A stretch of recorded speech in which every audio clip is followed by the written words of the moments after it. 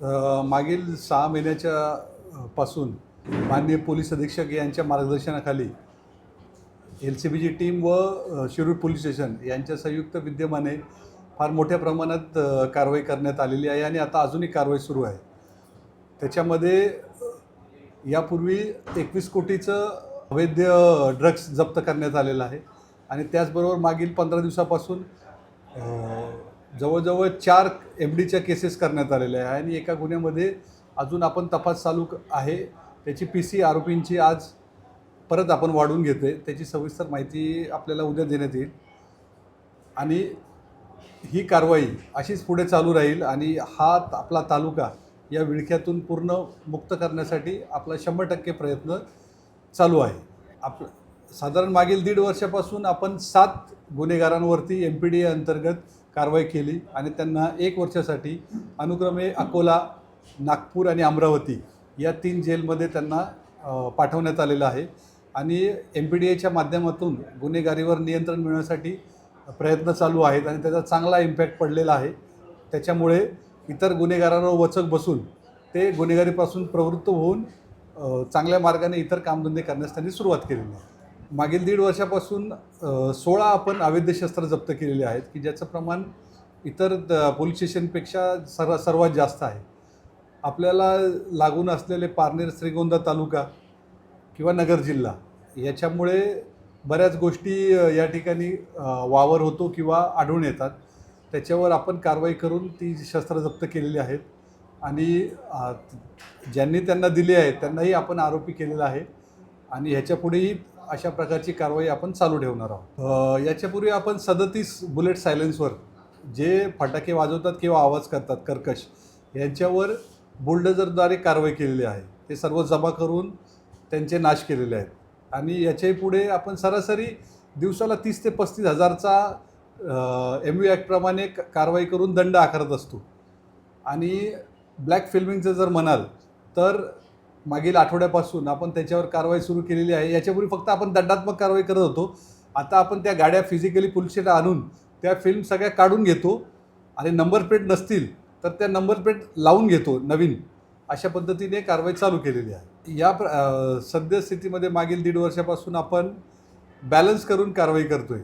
म्हणजे गुन्हेगारीवर आपण बऱ्यापैकी वचक ठेवला आहे प्रिव्हेंटिव्ह कारवाई करून. उदाहरणार्थ आपण 16 तडीपार केलेत आणि 7 MPDA केलेले आहेत आणि जवळजवळ 4000च्या वर इतर 110 प्रमाणे किंवा 107 प्रमाणे कारवाई केलेल्या आहेत. म्हणजे जास्तीत जास्त प्रिव्हेंटिव्ह कारवाई करून तसंच माननीय पोलीस अधीक्षक साहेबांची जी योजना आहे गुन्हेगारी दत्तक योजना त्याद्वारे पण प्रत्येक गुन्हेगार हा ज्याच्यावर 2पेक्षा जास्त किंवा 5पेक्षा जास्त गुन्हे आहे हा प्रत्येक पोलिसाला दत्तक दिलेला आहे आणि तो त्यांची व्यवस्थित माहिती अपडेट ठेवतो आणि त्यांचा मागोवा घेत राहतो आणि त्याला सुधारवायचा प्रयत्न करतो किंवा त्याची गुन्हेगारी नियंत्रण आणण्यासाठी प्रयत्न करत असतो. अशा प्रकारे सामूहिकरित्या काम चालू आहे. सर, शिरूरचा सगळ्यात मोठा प्रश्न आहे ट्रॅफिकचा. आता तो बऱ्यापैकी सॉर्ट आउट आहे पण तरी अजून म्हणावं असं ना पार्किंग आहे ना दुसऱ्या व्यवस्था आहेत, CCTV आहे. मग त्यावरती आपण कशा पद्धतीने कारवाई करायची? याच्यामध्ये पार्किंगसाठी आपण नगरपालिकेशी बऱ्याच वेळा चर्चा केली आहे आणि आता पुढच्या आठवड्यात पण करणार आहोत की पार्किंगचा विषय कसा सोडवता येईल. शहरातले जे पॉईंट्स आहेत ते सर्वांची यादी करून एक सविस्तर अहवाल आपण नगरपालिकेला दिलेला आहे आणि नगरपालिकेमार्फत पूर्ण शहरामध्ये ट्रॅफिक सिग्नल आणि CCTV कॅमेरे हे 2 गोष्टी बसवण्यासाठी आपण प्रयत्नशील आहोत.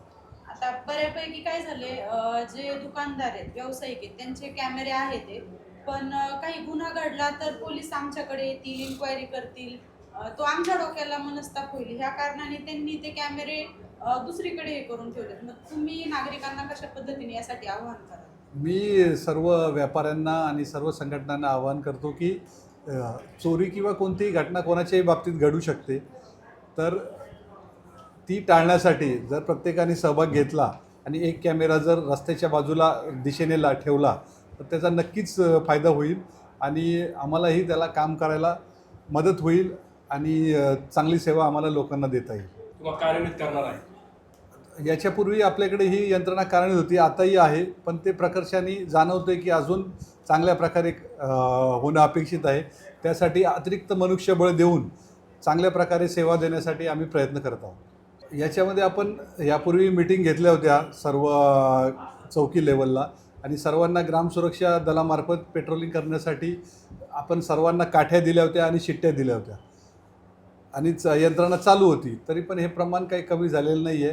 तरी अजून चांगल्या प्रकारे त्याच्यामध्ये काय सुधारणा करता येईल सर्व नागरिकांशी, जसं उदाहरणार्थ की ज्या DP आहेत त्या ठिकाणी जर आपल्याला CCTV कॅमेरे बसवता आले लोकसहभागातून तर त्याच्यामध्ये बऱ्यापैकी पायबंद बसेल. असं उपाययोजना करून त्याला प्रतिबंध करण्यासाठी आम्ही प्रयत्न करणार आहोत.